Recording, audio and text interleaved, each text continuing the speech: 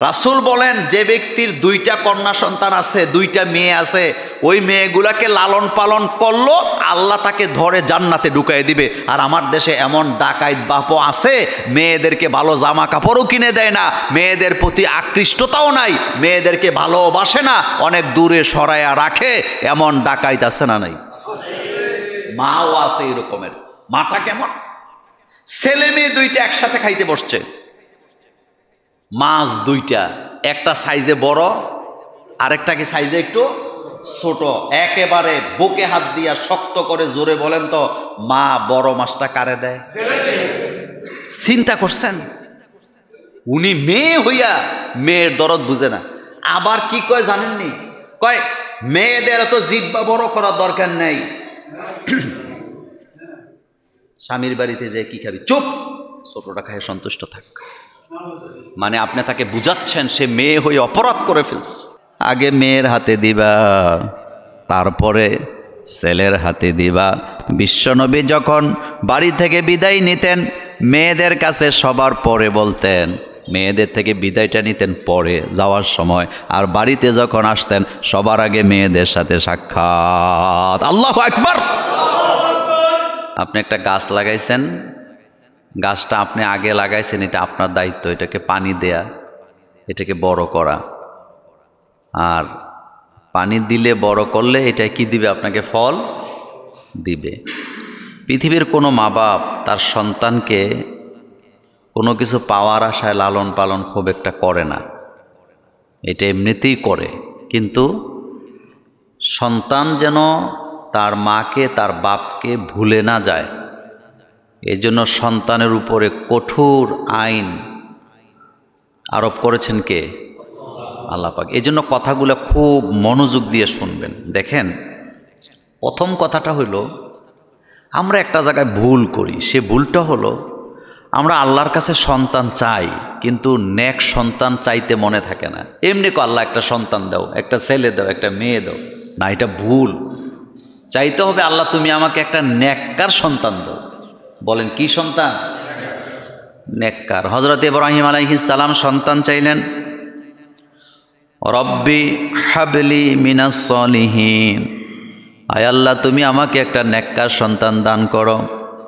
হযরত ইমরান আলাইহিস সালামের স্ত্রীর পেটে যখন সন্তান আসলো, তিনি ডাইরেক্ট বললেন, নাযারতু লাকা মা ফি বাতনি মুহাররারান ফাতাকাব্বাল মিন্নি ইন্নাকা আনতাস সামিউল আলিম। আয় আল্লাহ আমার পেটে যে বাচ্চাটা দিয়েছেন, এই বাচ্চাটা আমি আপনার জন্য ওয়াকফ করে দিলাম।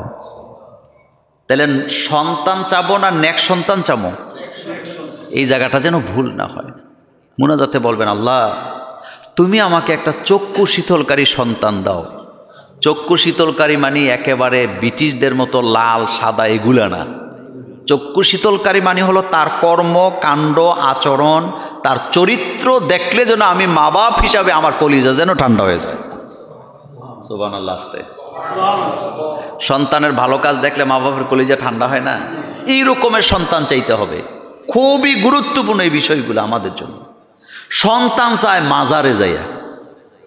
কোথায় যাইয়া? অথচ যার কাছে আপনি যাইয়া মাজারে সন্তান চান, হ্যাঁ নিজেরই তো সন্তান নেই। যেমন আমাদের দেশের সবচেয়ে বড় মাজার কোনটা?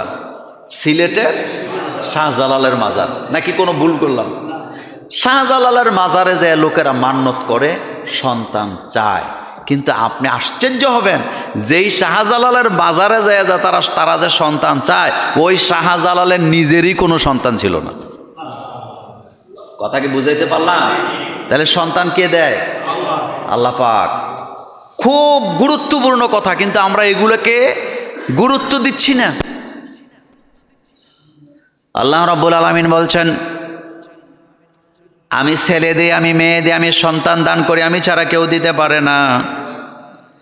এই জন্য নেককার সন্তান চাইতে হবে। এমন সন্তান আল্লাহর কাছে চাইবেন, যেই সন্তান দেখলে পরে তার কর্মকাণ্ড দেখলে আপনার কলিজা শীতল হয়ে যায়, আপনার চোখ দুইটা শীতল হয়ে যায়। আমরা দোয়া করছি, আল্লাহ আমাদের ছেলে মেয়েগুলাকে তুমি চক্ষু শীতলকারী বানায় দাও। এই কথা শেষ। তাইলে সন্তান চাইতে হবে কি সন্তান?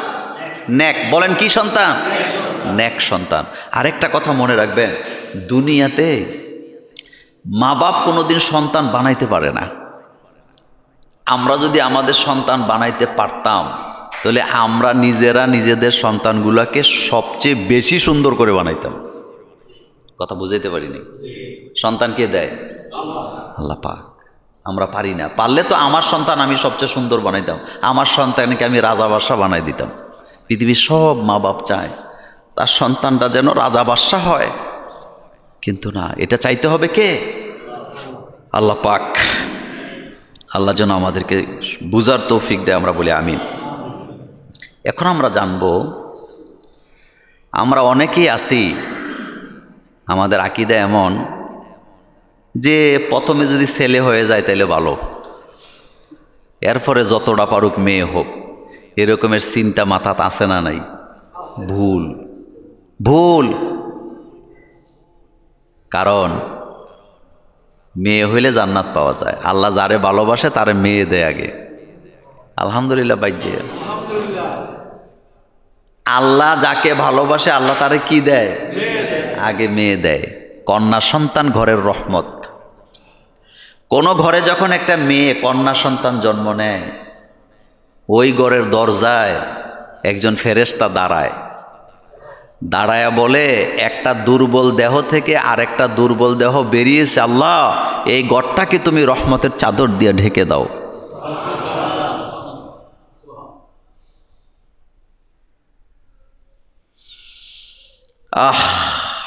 আল্লাহ পাক বলছেন, ইজা বুশরা আহাদুহুম বিল উনসা যাল্লা ওয়াজহুহু মুসওয়াদ্দান ওয়া হুয়া কাযীম। আল্লাহ পাক বলেন, এমন নাফরমানও তো আছে, তাকে যখন বলা হয় তোমার একটা মেয়ে হইছে, কন্যা সন্তান হইছে, তার চেহারাটা তখন কালো হয়ে যায়। কি হয়ে যায়? ছেলে হইলে দাদা দাদি নানা নানি সবাই খুশি, পেটের মধ্যে বাচ্চা আছে, 5 মাসের সময় আলট্রাসোনোগ্রাম করে দেখছে ছেলে, এটা বাচ্চাটা ছেলে। এখন সারা দুনিয়ারে দাওয়াত দেয়, খাওয়ায়। আবার আমাদের দেশে আরেকটা আছে, হামেলা হওয়ার পর অর্থাৎ প্রেগনেন্সি আসার পরে একটা খাবারের আয়োজন করে। বুঝেন নাই? আজকেই শুনছেন? এটা হিন্দু ধর্ম থেকে এসেছে। এই কথাটা হিন্দু ধর্ম থেকে এসেছে, এর সাথে মুসলমানের কোনো সম্পর্ক নাই। এটা শিরক। আপনি নির্লজ্জ হয়ে গেছেন, কথা নরম করে বলতে পারেন, এই জায়গায় একটা সমস্যা। আমার বউয়ের পেটে বাচ্চা আসছে, এটা কি দাওয়াত দেওয়ার ব্যাপার? জোরে বলবেন। আমার মেয়ের পেটে বাচ্চা আসছে, এটা কি মানুষে জানানোর কথা? তো কি করতেছি আমি? আমার বউ, আমার মেয়ে, অথবা আমার কেউ, আমার বোন, সে প্রেগনেন্ট হয়েছে, তার পেটে বাচ্চা আসছে, এটা তো মানুষে জানার কথা না। কিন্তু আমি একবারও চিন্তা করলাম না। একটা গল্প পড়েছিলাম, গল্পের মধ্যে, এটা হাদিস নয়, পেটের মধ্যে বাচ্চা থাকা অবস্থায় 2টা বাচ্চা পেটে ছিল। বেপরদা মহিলা থাকার কারণে 2 চরিত্রের লোকেরা ওই পেটটাকে দেখেছে। ভূমিষ্ঠ হওয়ার পরে ওই বাচ্চাদের মধ্যে ওই 2 চরিত্রের লোকের আসর পাওয়া গেছে। বর্তমান বিজ্ঞানও স্বীকার করেছে, মা সন্তানকে পেটে ধারণ করা অবস্থায় যা যা করে সবগুলা সন্তানের চরিত্রের মধ্যে পাওয়া যায়। এজন্য প্রত্যেক মুসলিম নারীদের উচিত, তারা যখন প্রেগনেন্সি হয় তাদেরকে সারাক্ষণ কোরআনের তেলাওয়াত শোনার দরকার আছে না? না, পেটের বাচ্চা ও মায়ের মুভমেন্ট বুঝতে পারে, মায়ের কান দিয়া শুনে। পেটের বাচ্চা মায়ের কান দিয়ে শোনে, মায়ের চোখ দিয়া দেখে, মায়ের মুখ দিয়া খায়। এই জিনিসগুলা যে জাতির জন্য কত গুরুত্ব। আর ফ্যাড হইছে মহিলার, ইউনি সারাদিন গান শোনে। আর আমরা কি করি? কয় মাসের সময় খাওয়াই আপনারা বলেন? এটা আমি জানতাম না কয় মাসে খাওয়াই, কিন্তু খাওয়া এটা আমি জানতাম। এটা কখনো করবে না। আপনি কি করতেছেন? কথা বলছিলাম কন্যা সন্তানের ব্যাপারে। কন্যা সন্তান আপনার ভালো লাগে না? কন্যা সন্তান এমন সন্তান যেটা বাপের কণ্ঠ 1 মাস হওয়ার পর থেকে সে বুঝতে পারে। দেখবেন আপনার ঘরে মেয়ে সন্তান হইছে, 1 মাস বয়স, আপনি ঘরে গেলে চোখ বাঁকা করে বাপেরে খুঁজে। কন্যা সন্তান এমন সন্তান যে বাপের কাছ থেকে কখনো দূরে সরে যায় না। কন্যা সন্তান এমন সন্তান, তার কাছে কিছু তার দরকার হলে বাপের কাছে চায়, বাপের আশেপাশে ঘুরে তার দুঃখ কষ্ট বাপের গলায় জড়িয়ে ধরে বলতে চায়। এমনকি বিয়ে দেওয়ার 40 বছর পরেও যদি বাপটা বেঁচে থাকে, কন্যা সন্তান এমন সন্তান বাপের বাড়িতে এসে বাপের গলাটা জড়ায় ধরে। এটা মেয়ে, বলেন এটা কি? এই জন্য বলছে রাসূল এটা জান্নাত। রাসূল করিম সাল্লাল্লাহু আলাইহি ওয়াসাল্লামের 4টা মেয়ে। কয়টা মেয়ে? 4টা মেয়ে। হাদিস শোনেন, সুনানে আবু দাউদ ইবনে মাজাহ শরীফের হাদিস আসছে, যেই ব্যক্তি 2টি অথবা 1টি কন্যা সন্তান পোষণ করবে, এই সন্তানগুলো তার জন্য ডাল হয়ে তাকে জান্নাতে নিয়ে যাবে, জাহান্নাম থেকে বাঁচায় দিবে। রাসূল করিম সাল্লাল্লাহু আলাইহি ওয়াসাল্লাম বলেছেন, আন উকবাতা ইবনে আমিরিন রাদিয়াল্লাহু তাআলা আনহু قال সামিতু রাসূলুল্লাহি সাল্লাল্লাহু আলাইহি ওয়াসাল্লাম ইয়াকুল মান কানা লাহু সালাসু বানাতিন। রাসূল করিম সাল্লাল্লাহু আলাইহি ওয়াসাল্লাম বললেন, ইবনে উকবা ইবনে আমির বলেন, আল্লাহ রাসূল বলেছেন যে ব্যক্তির জন্য, অর্থাৎ যেই ব্যক্তির 3টি কন্যা সন্তান আছে, কয়টা? অসবরা আলাইহিন্না, এই কন্যা সন্তানদের প্রতি সে ধৈর্য ধারণ করে, বিরক্তি হয় না। অকাসাহুন্না মিন জিদাতিহি, রাসূল বললেন তাদের ব্যাপারে ধৈর্য ধারণ করে, তাদেরকে যথাসাধ্য পোশাক আদি দেয়। আল্লাহ রাব্বুল আলামিন এই মেয়েদের কারণে তাকে, এই মেয়েগুলাকে ঢাল বানায়া জাহান্নামের আগুন থেকে বাঁচায়া দিবে। সুবহানাল্লাহর আওয়াজ এত আস্তে হইল কেন? 3টা কন্যা সন্তান যাদের আছে, তারা, সে যদি মেয়েদের প্রতি কি থাকে, ধৈর্যশীল হয়, খোটা না দেয়, মেয়েদেরকে যদি পোশাক আশাক দেয়, ডাল হবে, ডাল। ডাল ছাড়া যুদ্ধ করা যায় না। এই 3টা মেয়ে ডাল হবে, আল্লাহ তাদেরকে জাহান্নাম থেকে বাঁচায় দিবে। রাসূলের সামনে দিয়ে ব্যাগ নিয়ে এক লোক বাজারে যাচ্ছেন। আল্লাহ রাসূল বললেন, কোথায় যাও? সাহাবা বললেন, হুজুর আমি বাজারে যাই। রাসূল বললেন, কি কি কিনবা? কয়, হুজুর ছেলের জন্য জামা কাপড় কিনবো। মনোযোগ আছে আপনাদের? কার জন্য? রাসূল বলতেছে, তোমার কি কোনো মেয়ে নাই? কয়, হ্যাঁ হুজুর আমার তো একটা মেয়েও আছে। রাসূল অর্ডার দিচ্ছে, বাজারে যখন যাবা খবরদার আগে মেয়ের জন্য কিনবা, তারপরে ছেলের জন্য কিনবা। এ কথার অর্থ অনেকে বুঝে না। তার মানে রাসূল বুঝাইতেছে টাকা যা আছে আগে কার জন্য, এরপরে টাকা থাকলে ছেলের জন্য কিনবা, না কিনলে নাই। আমি এটাই বুঝছি, কারণ রাসূল অর্ডার দিচ্ছেন বাজারে যাবা, মেয়ের জন্য আগে কিনবা। কার জন্য? কার জন্য? মেয়ের জন্য আগে কিনবা।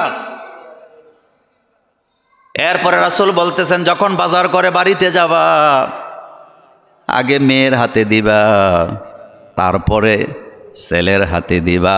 বিশ্বনবী যখন বাড়ি থেকে বিদায় নিতেন, মেয়েদের কাছে সবার পরে বলতেন, মেয়েদের থেকে বিদায়টা নিতেন পরে যাওয়ার সময়, আর বাড়িতে যখন আসতেন সবার আগে মেয়েদের সাথে সাক্ষাৎ। আল্লাহু আকবার। মিডিয়ার ছেলেদেরকে বলি, এই কথাগুলা বেশি বেশি পৌঁছাইবা মানুষের কাছে। ইসলাম কি জিনিস শুধু ভাইরাল টপিক্সের পিছে ঘুরবা না, এই কথাগুলি খুবই গুরুত্বপূর্ণ। একটা কন্যা সন্তানের কত দাম, সুবহানাল্লাহ পড়েন।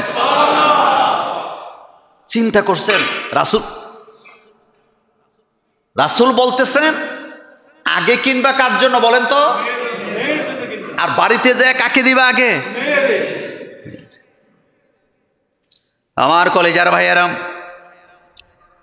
1টি বা 2টি কন্যা সন্তান মানে 1টা বা 2টা জান্নাত।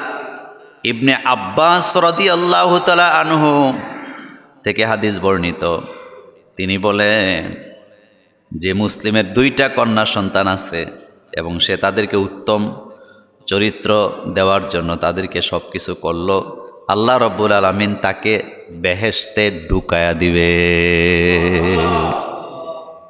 ধরে নিয়ে আল্লাহ কোথায় দিবে? বেহেশতে প্রবেশ করাবেন। আমি ভাষাটা এভাবে বললাম। রাসূল বলেন, যে ব্যক্তির 2টা কন্যা সন্তান আছে, 2টা মেয়ে আছে, ওই মেয়েগুলাকে লালন পালন করলো, আল্লাহ তাকে ধরে জান্নাতে ঢুকাই দিবে। আর আমার দেশে এমন ডাকাইত বাপও আছে, মেয়েদেরকে ভালো জামা কাপড়ও কিনে দেয় না, মেয়েদের প্রতি আকৃষ্টতাও নাই, মেয়েদেরকে ভালোবাসে না, অনেক দূরে সরাইয়া রাখে। এমন ডাকাইত আছে না নাই? মাও আছে এরকমের। মাটা কেমন? ছেলে মেয়ে 2টা একসাথে খাইতে বসছে, মাছ 2টা, একটা সাইজে বড়, আরেকটাকে সাইজে একটু ছোট। একেবারে বুকে হাত দিয়া শক্ত করে জোরে বলেন তো, মা বড় মাছটা কারে দেয়? চিন্তা করছেন? উনি মেয়ে হইয়া মেয়ের দরদ বুঝে না। আবার কি কয় জানেননি? কয় মেয়েদের এত জিহ্বা বড় করার দরকার নাই, স্বামীর বাড়িতে যে কি খাবি, চুপ, ছোটটা খায় সন্তুষ্ট থাক।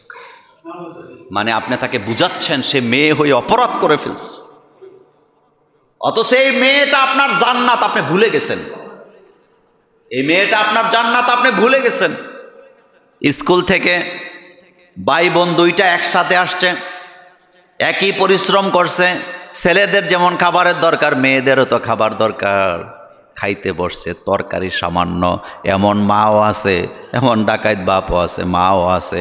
ঘরে আসার পরে তরকারি যতটুকু আছে অল্প থাকার কারণে ছেলেকে দিয়া কয় তুই খা, আর মেয়েটারে লবণ দিয়া কয় মেয়েদের এত জিহ্বা বড় করার দরকার নাই। এমন কঠোর হৃদয়ের মা বাপ আমাদের সমাজে আছে না নাই? আপনার বিবেক থাকলে বলতেন ছেলেরে যে বাবা তুই বহুত খাইবি নিজের বাড়ি, আমার যেটা অন্যের বাড়িতে চলে যাবে তারে খাওয়াইয়া দেই। মানুষ এখন খাইলে ভবিষ্যতে উপাস থাকতে পারবে না, এটা মিথ্যা কথা। মানুষ এখন খাওয়ার অভ্যাস করলে ভবিষ্যতে না খায়া থাকতে পারবে না, এটা একটা ফাঁকিবাজি, এটা ধোকাবাজি। এটা কি বাজি? পৃথিবীর ইতিহাসে আপনি কখনো এমন দেখাতে পারবেন না যে মেয়েরা বাপের সম্পদ বেচতে বেচতে শেষ করে দিছে, আপনি প্রমাণ দিতে পারবেন না। কিন্তু ছেলেরা বাপের সম্পদ বেচতে বেচতে বেচতে বেচতে বিটা চাষ পর্যন্ত বিক্রি করে দেয়, এরকমের লাখ লাখ ছেলে আমি আপনাকে দেখাতে পারি। কথা কি বেশি বলে ফেলতেছি? কথা বলা সত্য না মিথ্যা? মাথার ঢুকান, মাথায় ঢুকান। কোনো মেয়ে বাপের সম্পদ বিটাবাড়ি বিক্রি করে না, ছেলেরাই করে। অথচ আপনি ছোটবেলা থেকে মেয়েরে শিখান মেয়েরা এত খেতে নাই, মেয়েরা এত। মেয়ে যখন কাঁদছে কোনো একটা জিনিসের জন্য বায়না ধরতে, মা বাপ 2টায় সমানে যায় পড়ে এই মেয়েদের এত। কথাগুলো সত্য? কথাগুলো কি সত্য? কত %? সোজা হন, আল্লাহর আদালতে ধরা পড়বেন।